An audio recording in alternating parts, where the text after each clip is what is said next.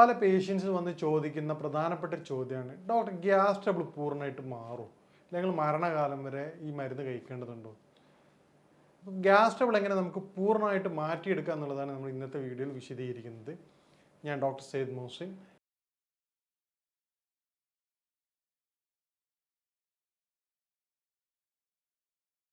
നേരത്തെ പറഞ്ഞതുപോലെ എന്താണ് ഗ്യാസ് ട്രബിളിൻ്റെ കാരണം എന്നറിയാത്തിടത്തോളം കാലം നമുക്കത് പൂർണ്ണമായിട്ട് മാറ്റിയെടുക്കാൻ പറ്റാറില്ല. ഏറ്റവും പ്രധാനപ്പെട്ട ഗ്യാസ് ട്രബിളിൻ്റെ വില്ലൻ അസിഡിറ്റിയാണ്. എന്തൊക്കെ കൊണ്ടാണ് അസിഡിറ്റി ഉണ്ടാവുന്നത് നമുക്ക് പരിശോധിക്കാം.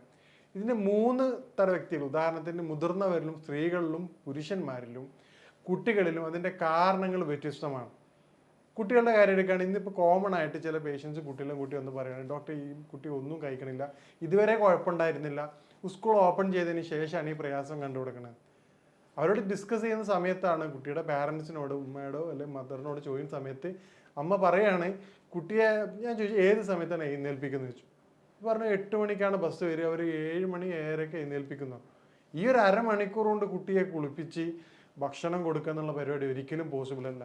ഒരു മനുഷ്യന് ഭക്ഷണം ബ്രേക്ക്ഫാസ്റ്റ് കഴിക്കണമെങ്കിൽ മിനിമം 2 മണിക്കൂറെങ്കിലും ഇൻ്റർവെൽ ആവശ്യമാണ്. അപ്പോൾ ആ ഒരു കുട്ടിയോട് ഞാൻ പാരൻറ്റിനോട് പറഞ്ഞു, നിങ്ങൾ 2 മണിക്കൂർ മുമ്പ് കുട്ടിയെ എഴുന്നേൽപ്പിക്കുക, അതിനുശേഷം ബാക്കിയുള്ള പ്രാഥമിക കർമ്മങ്ങൾ നിർവഹിച്ചതിന് ശേഷം കുട്ടിയെ കുറച്ച് ആക്റ്റീവായിട്ടുള്ള കാര്യങ്ങൾ നടത്തോ, എന്തെങ്കിലും കാര്യങ്ങൾ കളിക്കാനോ കൊടുത്തതിന് ശേഷം യാതൊരുവിധ കാരണവശാലും ചെറിയ കുട്ടികൾക്ക്, ഒരു 3ാം ക്ലാസ്സിന് ചുവടെയുള്ള കുട്ടികൾക്ക് രാവിലെ പഠനം എന്നുള്ള പരിപാടി ഒരു കാരണവശാലും ചെയ്യിക്കരുത്. അതിന് ശേഷം കുറച്ച് ആക്റ്റീവായിട്ടുള്ള ഗെയിമോ കാര്യങ്ങൾ കളിച്ചതിന് ശേഷം സൈക്കിൾ വീട്ടിലുള്ളിൽ ഉപയോഗിക്കുന്ന സൈക്കിൾ ഉണ്ടെങ്കിൽ അത് ഉപയോഗിക്കുകയും ചെയ്യാം.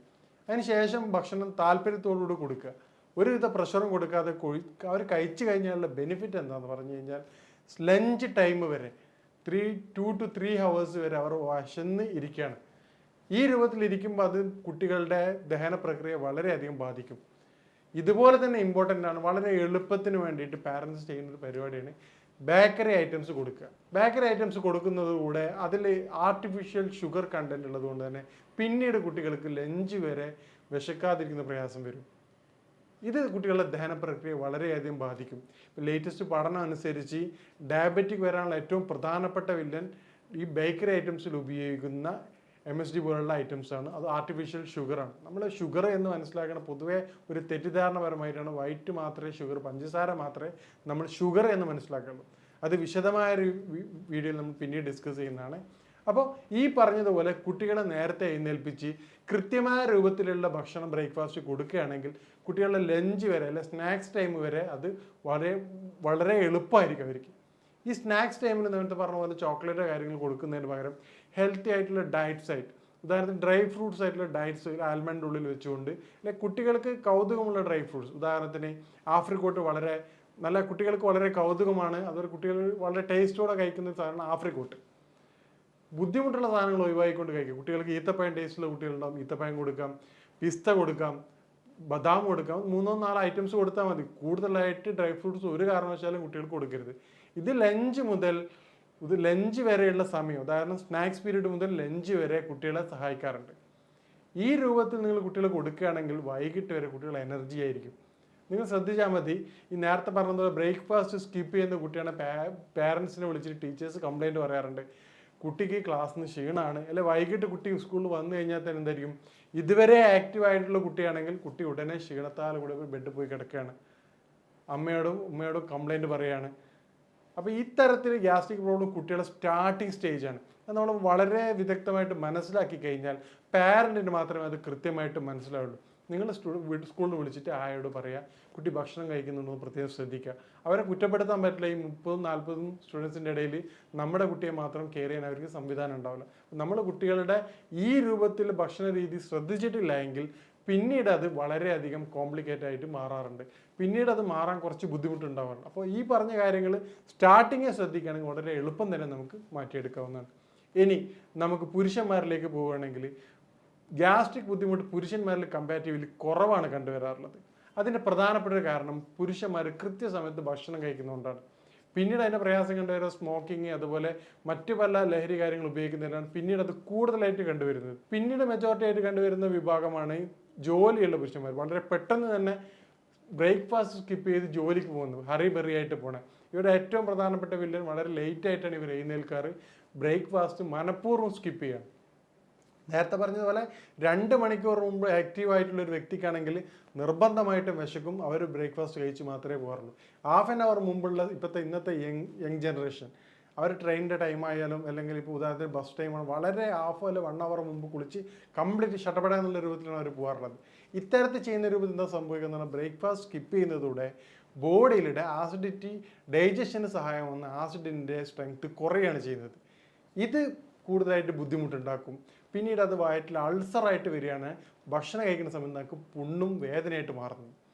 ഇത് മാറാൻ വേണ്ടി നമ്മൾ സിമ്പിളായിട്ടുള്ള മെഡിസിൻസ് കഴിക്കുക, അല്ലെങ്കിൽ മറ്റു വല്ല ടെമ്പററി സൊല്യൂഷൻ ചെയ്യുന്നതോടുകൂടി ഇത് പൂർണ്ണമായിട്ട് മാറില്ല. കാരണം അതിന് യഥാർത്ഥ കാരണം, റൂട്ട് ഓഫ് കോസ് നിങ്ങൾ പൂർണ്ണമായി മാറ്റിയെടുക്കാത്തിടത്തോളം കാലം നിങ്ങൾ കാലാകാലം മരുന്നിൻ്റെ അടിമയായിരിക്കും. അപ്പോൾ യഥാർത്ഥ കാരണം കണ്ടെത്തുകയും അത് മാറ്റിയെടുക്കുകയും ചെയ്യേണ്ടതാണ്. ഇനി മൂന്നാമത് സ്ത്രീകളിലേക്ക് അടക്കാം. സ്ത്രീകളിൽ ഈ വിഷയം കുറച്ചും കൂടി ഗുരുതരമാണ്. കാരണം എന്താണെന്ന് പറഞ്ഞാൽ കൃത്യമായ രൂപത്തിൽ ഇപ്പോൾ ഹൗസ് വൈഫ് ആയാലും ജോലിക്ക് പോകുന്ന ടീച്ചേഴ്സ് ആയാലും ഞാൻ മറ്റു പല വീഡിയോകളിലും വിശദമായിട്ട് വിഷയം പ്രതിപാദിച്ചിട്ടുണ്ട്. ഇതൊക്കെ പറയാനുള്ള കാരണം ഈ രൂപത്തിൽ ഇതിൻ്റെ അടിസ്ഥാന കാരണം ഇതാണ്. ഗ്യാസ്ട്രിക് പ്രോബ്ലം മാറാത്തതിൻ്റെ ഏറ്റവും പ്രധാനപ്പെട്ട കാരണം സമയത്ത് ഭക്ഷണം കഴിക്കാത്തതാണ്. ഈ പറഞ്ഞ ഹൗസ് വൈഫ് ആയ സ്ത്രീകൾ പോലും അവർ ഭക്ഷണം പ്രിപ്പയർ ചെയ്തിട്ട് പോലും കൃത്യസമയത്ത് കഴിക്കാത്തൊരവസ്ഥ. കാരണം ബാക്കിയുള്ള ആൾക്കാരൊക്കെ സമയത്ത് കഴിക്കുക, ഇവർ അവരുടെ എല്ലാ ജോലിയും കഴിഞ്ഞിട്ട് ഭക്ഷണം കഴിക്കാൻ നോക്കുക. ഇത് വയറ് പുകഞ്ഞുകൊണ്ടാണ് അവർ ജോലി ചെയ്യണത്. പിന്നീട് അത് വിശപ്പില്ലായ്മയിലേക്ക് മാറും. പിന്നീട് മെല്ലെ പതിയെ അത് പുണ്ണ് സ്റ്റാർട്ട് ചെയ്യും. പിന്നീട് പൂർണ്ണമായിട്ടും ജനറൽ വീക്ക്നെസ് ആയിരിക്കും. ഒരു ഭക്ഷണം ചില പേഷ്യൻസ് എന്ന് പറയാം, ഡോക്ടറെ പച്ചവെള്ളം പോലും കുടിക്കാൻ പറ്റും. അപ്പോൾ അവരോട് ചോദിക്കും, ആദ്യം നിങ്ങൾ ഫുഡ് നന്നായിട്ട് സ്കിപ്പ് ചെയ്തിരുന്നില്ലേ? ആ ഡോക്ടറെ വിശന്നപ്പോഴും കഴിച്ചിരുന്നില്ല. പിന്നീട് നിങ്ങൾ നന്നായിട്ട് അച്ചാറ് അതുപോലെയുള്ള എരിവുള്ള ഭക്ഷണങ്ങൾ കഴിച്ചിരുന്നില്ലേ? ആ ഡോക്ടറെ കഴിച്ചിരുന്നു. പുണ്ണ് കൂടാനുള്ള എല്ലാ കാര്യങ്ങളും ചെയ്തതിന് ശേഷം ഫൈനൽ സ്റ്റേജിൽ വന്നിട്ട് അവർ കംപ്ലൈൻറ്റ് പറയുകയാണ്. അപ്പോൾ അവരോട് പറയും, അവർക്ക് കൃത്യമായ ഗൈഡ് ലൈൻസും കൗൺസിലിംഗ് കൊടുത്തതിന് ശേഷമാണ് ഞങ്ങൾ ട്രീറ്റ്മെൻറ്റ് സ്റ്റാർട്ട് ചെയ്യാറുള്ളത്. ഈ തരത്തിൽ നമ്മൾ ട്രീറ്റ്മെൻറ്റ് സ്റ്റാർട്ട് ചെയ്യുന്നതോടെ നമുക്ക് ഗ്യാസ്ട്രിക് ബുദ്ധിമുട്ട് പൂർണ്ണമായിട്ട് മാറ്റാൻ കഴിയാറുണ്ട്. ഇനി മറ്റൊരു പ്രധാനപ്പെട്ട കാരണം സഡൻഡറി ലൈഫ് സ്റ്റൈൽ തന്നെയാണ്. ഉറക്കവും ഇതിൻ്റെ പ്രധാനപ്പെട്ട വില്ലനാണ്. സ്മോക്കിംഗ് ഇതിൻ്റെ പ്രധാനപ്പെട്ട വില്ലനാണ്. ഇനി വേറൊരു പ്രധാനപ്പെട്ട കാരണമാണ് ഗ്യാസ്ട്രിക്കിൻ്റെ ചവച്ചരച്ച് കഴിക്കാത്തൊരു. ഉദാഹരണത്തിന് ഇന്നിപ്പോൾ ആൾക്കാർ കാണുന്ന സമയത്ത് പെട്ടെന്നൊരു 5 മിനിറ്റ് കൊണ്ട് ഭക്ഷണം കഴിച്ച് പോകുന്ന അവസ്ഥ. ഫുഡ് ഇപ്പോൾ കാർബോഹൈഡ്രേറ്റ് ഒക്കെ ആണെങ്കിൽ ഒരു 60%, 30 to 40 to 60% ഡൈജഷനും വായിന്നൊക്കെ സ്റ്റാർട്ട് ചെയ്യേണ്ടതുണ്ട്. സാവധാനം ചവച്ചരച്ച് കഴിക്കുന്ന ഭക്ഷണം, പിന്നീട് ഭക്ഷണത്തിൻ്റെ ഇടയിലുള്ള വെള്ളം കുടിക്കുക എന്നീ കാര്യങ്ങൾ ഡൈജഷൻ വീക്ക് ചെയ്യുന്നുണ്ട്. ഈ തരത്തിൽ ചെയ്യുന്നതോടുകൂടി പിന്നീട് ഉദാഹരണം ഞാൻ പറയും, നമ്മുടെ വീട്ടിലുള്ള ഒരു ഫുഡ് ഐറ്റംസ്, അതിപ്പോൾ ബിരിയാണി എന്തായി കഴിഞ്ഞാലും ഒരു പാത്രത്തിൽ, അല്ലെങ്കിൽ നമ്മൾ ചില കുട്ടികളുടെ കാര്യങ്ങൾ നോക്കുമ്പോൾ സൺഡേ ഒക്കെ ലഞ്ച് ബാക്കിയുള്ള പാരൻസ് മൺഡേ രാവിലെ മോർണിംഗ് ടിഫിൻ തുറക്കുമ്പോൾ എന്തായിരിക്കും അവസ്ഥ? സ്മെല്ലിനോട് നമുക്ക് തുറക്കാൻ പറ്റാറുണ്ടോ? അത്രത്തോളം സ്മെല്ലായിരിക്കും. കാരണം അത് എല്ലാം നാച്ചുറൽ പ്രോസസ്സാണ്. അത് നശിച്ച് ചീഞ്ഞളിയുമ്പോൾ ഡീജനറേഷൻ സംഭവിക്കുന്ന സമയത്ത് സ്മെല്ല് വരും. അതേ പ്രക്രിയയാണ് വയറ്റിലും ഗ്യാസ് ഉണ്ടാകുന്ന സമയത്ത് വരുന്നത്. ആ സ്മെല്ല് വരുന്നത് അതുകൊണ്ടാണ്. പ്രോപ്പറായിട്ടുള്ള ഡൈജഷൻ നടന്നിട്ടില്ലെങ്കിൽ ഇത്തരത്തിൽ അത് ബുദ്ധിമുട്ടത് കാരണമാവാറുണ്ട്. കൃത്യമായ രൂപത്തിലുള്ള ദഹന പ്രക്രിയക്ക് തടസ്സം നിൽക്കുന്ന കാര്യങ്ങൾ പൂർണ്ണമായിട്ടും ഒഴിവാക്കേണ്ടതാണ്.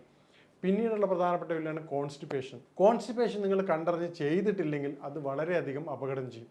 ഒരു ദിവസമൊക്കെ നോർമലി എന്തെങ്കിലും കാരണവശാൽ ബ്ലോക്ക് ആയിട്ടുണ്ടെങ്കിൽ നിങ്ങൾക്ക് പിന്നീട് തൊട്ടടുത്ത ദിവസം രാത്രി നൈറ്റ് ഓവർ സ്ട്രെയിൻ കൊടുക്കാത്ത ഫുഡ്, സിമ്പിളായിട്ടുള്ള ഫുഡുകൾ കഴിച്ചതിന് ശേഷം ഫ്രൂട്ട്സും സലാഡും കഴിക്കുകയാണെങ്കിൽ നോർമലി ഒരു 80% പേഷ്യൻസിനും കോൺസ്റ്റിപ്പേഷൻ ക്ലിയർ ആവാറുണ്ട്. എന്നിട്ടും ക്ലിയർ ആയിട്ടില്ല, നിങ്ങൾ വൈദ്യസഹായം തേടേണ്ടതാണ്. ആ രൂപത്തിൽ ചെയ്യാൻ കോൺസ്റ്റിപ്പേഷൻ നിങ്ങൾക്ക് മാറ്റിയെടുക്കാവുന്നതാണ്. പിന്നീട് ഉണ്ടാകുന്ന കോമൺ കോസാണ് അലർജി ഉള്ള പേഷ്യൻസിന് ഗ്യാസ്ട്രിക് ബുദ്ധിമുട്ട് ഒരു 80% കണ്ടുവരാറുണ്ട്. കാരണം കഫത്തിൻ്റെ അളവ് ശരീരത്തിൽ വർദ്ധിക്കുന്നുള്ളൂ. അലർജി, തുമ്മൽ, ഈ ശ്വാസമുട്ടൽ അതുപോലെയുള്ള പേഷ്യൻസിന് കഫത്തിൻ്റെ അളവ് വളരെ വർദ്ധിക്കുന്നത് ദഹന പ്രക്രിയ വളരെയധികം ബാധിക്കാറുണ്ട്.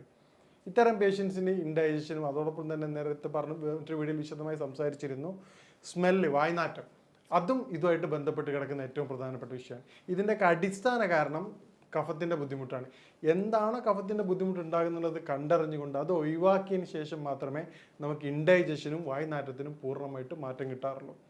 ഈ കഫത്തിൻ്റെ പ്രധാനപ്പെട്ട കാരണം പറയണത് രാത്രിയത്തെ വൈകിട്ടുള്ള ഉറക്കം, രാവിലെ വൈകിട്ടുള്ള എഴുന്നേൽക്ക്. ഈ രൂപത്തിൽ എഴുന്നേൽക്കുമ്പോൾ തന്നെ ബോഡിയിൽ കഫത്തിൻ്റെ ഉൽപ്പാദനം വളരെയധികം വർദ്ധിക്കുന്നു.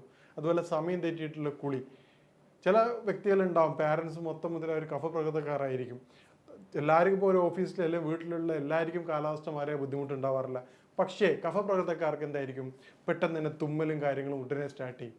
അപ്പോൾ ഇത്തരത്തിൽ അറിഞ്ഞുകൊണ്ട്, നമ്മുടെ പ്രകൃതം അറിഞ്ഞുകൊണ്ട് നമ്മൾ ചിന്തിക്കുകയാണെങ്കിൽ കഫത്തിൻ്റെ ബുദ്ധിമുട്ട് വളരെ എളുപ്പം നമുക്ക് മാറ്റിയെടുക്കാൻ പറ്റും. ഇതിനൊക്കെയുള്ള ഹോം റെമഡീസ് എന്തൊക്കെയാണ് ഇതിൻ്റെ സൊല്യൂഷൻ എന്നുള്ളത് നമുക്ക് അവസാനം വിശദമായിട്ട് നോക്കാം. ഇനി ഈ ഗ്യാസ്ട്രിക് ബുദ്ധിമുട്ടും ഗ്യാസ്ട്രൈറ്റിസും പുണ്ണും അതുപോലെ തന്നെ ക്യാൻസർ എങ്ങനെ മനസ്സിലാക്കുക എന്നുള്ളതാണ്. നമുക്ക് ഈ വയറുവേദന അതികഠിനമായിട്ട് വരികയും അതോടൊപ്പം തന്നെ ഫീവർ, അത് പെട്ടെന്നുണ്ടാകുന്ന weight loss, sudden weight loss, ഒരു തരം കാരണം കൊണ്ടും പെയിന് മാറാത്തൊരവസ്ഥ. മറ്റുള്ള പുണ്ണൊക്കെ ഭക്ഷണം കഴിച്ചു കഴിഞ്ഞാലും മാത്രമേ അത് ഇൻക്രീസ് ആവാറുള്ളൂ. പക്ഷേ ക്യാൻസർ കൊണ്ടുള്ളത് ഫുൾ ടൈം ആ പെയിൻ ഉണ്ടാവാറുണ്ട്. പെട്ടെന്നിട്ടുള്ള സഡൻ ഓൺസെറ്റോട് കൂടിയിട്ടുള്ള പെയിനും വെയിറ്റ് ലോസും ഉണ്ടെങ്കിൽ നിങ്ങൾ നിർബന്ധമായിട്ടും ഒരു വൈദ്യസഹായം അടിയന്തരമായി തേടേണ്ടതാണ്. നോർമലി വൈറ്റമിൻ 80% നോർമൽ ഗ്യാസ്ട്രൈറ്റിസ് ആണ് ഉണ്ടാവാറുള്ളത്. ഇനി എന്താണ് ഇതിൻ്റെ പ്രതിവിധി എന്ന് നമുക്ക് പരിശോധിക്കാം. നേരത്തെ പറഞ്ഞ കൃത്യമായിട്ടുള്ള സമയത്തുള്ള ഉറക്കവും ഉറങ്ങി എഴുന്നേൽക്കലും അതുപോലെ ഫിസിക്കൽ ആക്ടിവിറ്റീസും നിർബന്ധമായിട്ട് ചെയ്യേണ്ടതാണ്. അത് രണ്ടുമില്ലാത്തതാണ് ഏറ്റവും ഇന്നത്തെ എല്ലാ അസുഖത്തിനും പ്രധാനപ്പെട്ട കാരണം. ഭക്ഷണ സമയത്ത് മുമ്പ് ഒരു 10 മിനിറ്റ് അല്ലെ ഭക്ഷണത്തിൻ്റെ കൂടെ വെള്ളം കഴിക്കുന്ന ബുദ്ധിമുട്ട് ഒഴിവാക്കുക. ഭക്ഷണത്തിൽ ധാരാളമായിട്ട് ചുക്ക് ഉപയോഗിക്കുക. ഇപ്പോൾ അമ്മയോടാണെങ്കിലും അല്ലെങ്കിൽ ഭക്ഷണം പ്രിപ്പയർ ചെയ്യുന്നവരോട് കൃത്യമായിട്ട് പറയാം, ഭക്ഷണത്തിൽ കുറച്ചധികം ചുക്ക് ഉപയോഗിക്കുക, അല്ലെങ്കിൽ ഇഞ്ചി ഉപയോഗിക്കുക. ചുക്ക് എന്ന് പറഞ്ഞാൽ ഡ്രൈ ഫോം ഓഫ് ജിഞ്ചർ. ഇഞ്ചിയുടെ ഡ്രൈ ആയിട്ടുള്ള ഫോമാണ് ചുക്ക്. ചുക്കാകുമ്പോൾ നമുക്ക് എപ്പോഴും അവൈലബിൾ ആയിരിക്കും, ഏത് സമയത്ത് യൂസ് ചെയ്യുക. അതിന് ടേസ്റ്റ്ലെസ് ആയിരിക്കും. കുട്ടികൾക്കൊക്കെ ഫുഡ് കൊടുക്കുമ്പോൾ ഇഞ്ചി ആകുമ്പോൾ കുട്ടികൾ അങ്ങനെ തന്നെ എടുത്തിട്ട് മാറ്റി വെക്കും. ചുക്കാകുമ്പോൾ അത് ടേസ്റ്റ്ലെസ് ആയതുകൊണ്ട് തന്നെ നമുക്ക് ഫുഡിൽ വളരെയധികം ഉൾപ്പെടുത്താൻ പറ്റും. ടേസ്റ്റ് ഇല്ലാതെ തന്നെ കുട്ടികൾക്ക് അതിൻ്റെ ഹെൽത്ത് ബെനിഫിറ്റ് ഉണ്ടാവാറുണ്ട്. പണ്ട് കാലങ്ങളൊക്കെ പായസം മുതലുള്ളതിൽ ചുക്ക് ഉപയോഗിക്കാറുണ്ട്. കാരണം ഡൈജസ്റ്റീവ് ബുദ്ധിമുട്ടില്ലാതിരിക്കാനാണ് പ്രിക്കോഷനായിട്ട് ചെയ്തിരുന്നത്. അപ്പോൾ കുട്ടികൾക്ക് അതുപോലെ തന്നെ പാല് കൊടുക്കാം, ഒരു നുള്ള് ചുക്ക് ചേർത്തുള്ള പാല് കൊടുക്കാം. എന്നാൽ ഈ ഡൈജഷൻ്റെ ബുദ്ധിമുട്ട് ഉണ്ടാവാറില്ല. പിന്നീട് ജീരകത്തിൻ്റെ വെള്ളം ഓഫീസിലായാലും സ്കൂളിലായാലും കുട്ടികൾക്ക് കൊടുക്കാൻ സഹായിക്കുക. ഭക്ഷണത്തിനിടയിൽ ജീരകത്തിൻ്റെ വെള്ളം കൊടുക്കുക. ഇത്തരത്തിൽ നമ്മൾ ശ്രദ്ധിക്കുകയാണെങ്കിൽ ദഹന പ്രക്രിയയെ വളരെയധികം ഹെൽപ്പ് ചെയ്യും. അതുപോലെ തന്നെ മാതള നാരങ്ങ, ഈ ഗ്യാസിൻ്റെ ബുദ്ധിമുട്ടുള്ള ആൾക്കാർ മാതള നാരങ്ങ ഉപയോഗിക്കുകയാണെങ്കിൽ നല്ല മാറ്റം കണ്ടുവരാറുണ്ട്. നേരത്തെ പറഞ്ഞ സ്ത്രീകളിൽ രണ്ടാമത്തെ ഒരു പ്രശ്നം ഈ അസിഡിറ്റി കൂടുമ്പോൾ വൈറ്റ് ഡിസ്ചാർജ് ആണ്. ഇത്തരത്തിൽ അസിഡിറ്റി കൂടുന്ന സ്ത്രീകൾ അവരുടെ അസിഡിറ്റി കുറയ്ക്കാൻ വേണ്ടിയിട്ട് തേൻ നെല്ലിക്ക വളരെ ഫലപ്രദമാണ്. അതുപോലെ തന്നെ തേൻ നെല്ലിക്കയുടെ കൂടെ തന്നെ രാത്രി പപ്പായ കഴിക്കാം. ബോഡിയുടെ ചൂട് കുറയ്ക്കേണ്ടതാണ്. തൈര് ഭക്ഷണത്തിൽ ധാരാളം ഉൾപ്പെടുത്തുകയാണെങ്കിൽ നേരത്തെ പറഞ്ഞ ബാക്ടീരിയയുടെ വളർച്ച വളരെ ത്വരിതപ്പെടുത്തുകയും ഈ ദഹനത്തിന് വളരെ സഹായിക്കുകയും ചെയ്യാറുണ്ട്. ഇത്തരത്തിൽ നമ്മൾ ശ്രദ്ധിക്കുകയാണെങ്കിൽ നമുക്ക് ദഹനവുമായി ബന്ധപ്പെട്ട അസിഡിറ്റിയായിട്ട് ബന്ധപ്പെട്ട എല്ലാവിധ പ്രശ്നങ്ങൾക്കും നമുക്ക് പൂർണ്ണമായി മാറ്റിയെടുക്കാവുന്ന ഈ പറഞ്ഞ നേരത്തെ തന്നെ കൺസൾട്ടിങ് സമയത്ത് നമ്മൾ പേഷ്യൻസിൻ്റെ കാരണങ്ങൾ പൂർണ്ണമായിട്ട് അന്വേഷിക്കുന്നതോടുകൂടി നമുക്ക് കൃത്യമായ മരുന്നും ഫലപ്രദമായിട്ടുള്ള രൂപത്തിൽ ഇത് പൂർണ്ണമായിട്ട് അത് മാറ്റിയെടുക്കാൻ സഹായിക്കാറുണ്ട്. നിങ്ങൾ ഈ മേൽപ്പറഞ്ഞ ലക്ഷണങ്ങളും കാരണങ്ങളും കണ്ടെത്താതെ ട്രീറ്റ് ചെയ്യുകയാണെങ്കിൽ മുകളിൽ പറഞ്ഞ രോഗി പറഞ്ഞതുപോലെ നിങ്ങൾ മരണം വരെ മെഡിസിൻ കഴിക്കേണ്ടി വരും. യഥാർത്ഥത്തിൽ അതിൻ്റെ കാരണം അറിഞ്ഞ് ട്രീറ്റ് ചെയ്യുന്നതുകൊണ്ടാണ് നമുക്കത് പൂർണ്ണമായും മാറ്റിയെടുക്കാൻ സഹായിക്കുന്നത്. അപ്പോൾ ഈ രൂപത്തിൽ നിങ്ങൾക്ക് വയറുമായി ബന്ധപ്പെട്ട എല്ലാവിധ സംശയങ്ങളും കാര്യങ്ങൾക്കും ഈ നമ്പറിൽ ബന്ധപ്പെടാവുന്നതാണ്. ഇനി മറ്റൊരു വിഷയമായിട്ട് കാണാം.